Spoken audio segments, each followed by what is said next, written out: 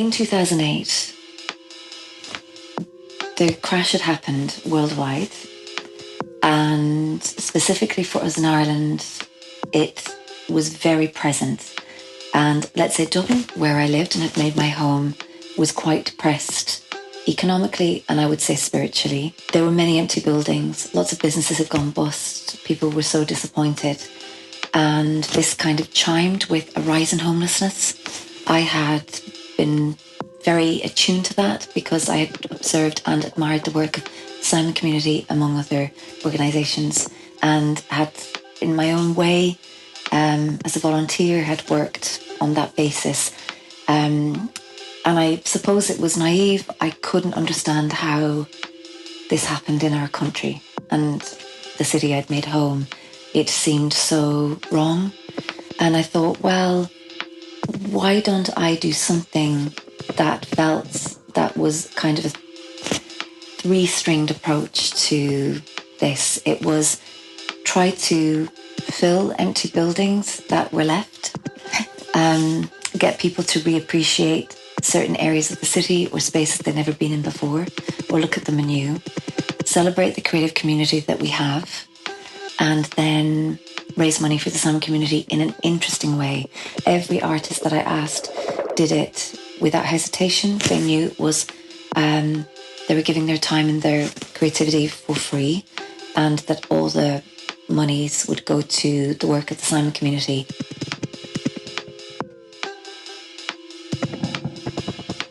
I remember trying to do it all on my own, and that just wasn't possible. I know that old phrase is very, very overused about it takes a village, but it actually, genuinely, Young Hearts is completely based on that. I ended up getting different friends who, yes, some are musicians, some not, some playing records, some not, but everybody ended up having a million different jobs. I absolutely could not do it without everybody's help, and they've been there from the beginning, truly.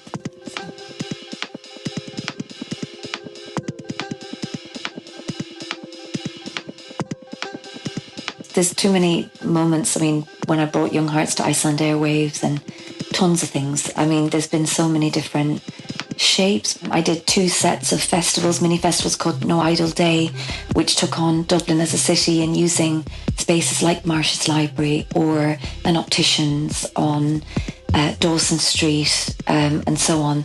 Like, just again, trying to reappraise different spaces.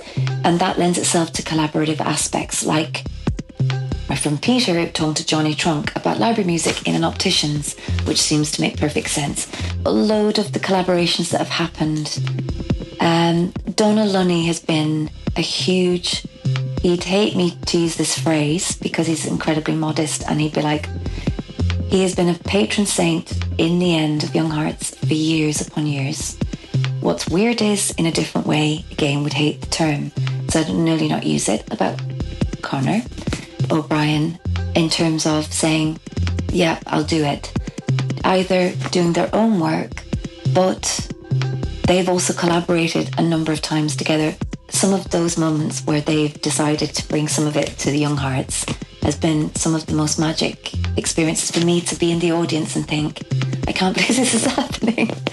Like Bill Drummond from the KLF did 2 Young Hearts for me, including a knitting protest on the Halfpenny Bridge many years ago, and it was absolutely terrible timing of me, but I couldn't have predicted that would be the day of the protests against the water rates that were happening, where the guards were called and Bill Drummond is sat in the middle of the Halfpenny Bridge knitting, and hundreds of people are trying to get over it for doing the water protest. So I felt like that was a very KLF thing to happen, but it was accidental.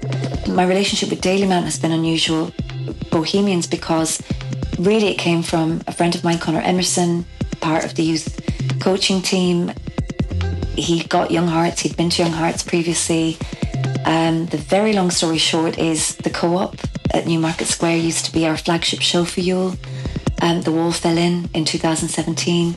We had to find a new space. Daily Mount very much were like, we get it, Siobhán, go for it. And the 2019, the first event we did at Daily Mount was one of the best young hearts after all those years that we ever did. They totally get what we're trying to do. They care about community and they're just like, go for it. And everybody that works there really understand it. And I always felt it was very linked with them. They're not GAA, but I grew up with GAA, which is do something for nothing. And they're very much emblematic of that. I think every single Daily Mount concert we've done, Yule, has been special in its own way. And the last one we did in 2024 came out of an organic kind of meeting and chatting with James Holden. And eventually he said, you know, keep me in mind. And I did. And we did that. We had James playing. We had an incredible, again, it was across 3 spaces as we've done it the last few years at Daily Mount.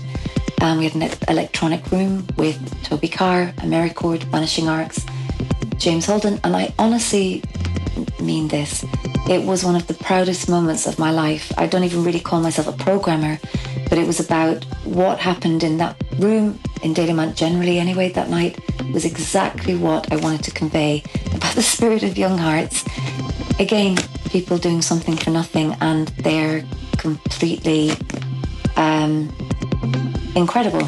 And they just are, I don't know how to put it, but they get it, but they also are conveying something with their own work, which is beyond the transactional, I guess. And that really has always interested me. So it kind of goes back to your central question about any special standout moments. I mean, last Yule 2024 generally was a standout moment. And also when sometimes you don't know it, I don't know it, but when I've seen different artists around, like a Junior Brother or a Maeve McKenna or a Seamus Hyland, and you kind of paired them or put them with a Colm Tóibín or John Banville or and so on, that there's a dialogue happening where they're all in the mystery service, I suppose, to borrow or totally steal from Bill Matt of Plint.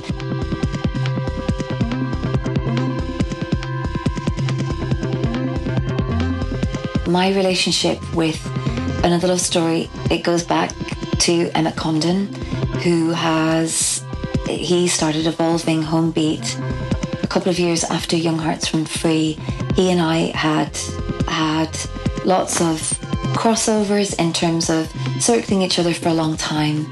And I think we liked each other's sensibility. There was a lot of respect there. I'd go to a lot of things he'd put on. And with Emmett, I'd admired his work for ages, and I loved that he did his thing with Homebeat and then brought it into Another Love Story. And I'd done separately different things, talks and bits and bobs for festivals that had nothing to do with Young Hearts. And he was thinking, well, I actually want you to bring the Young Hearts sensibility to Another Love Story and getting what it was all raising money for and everything.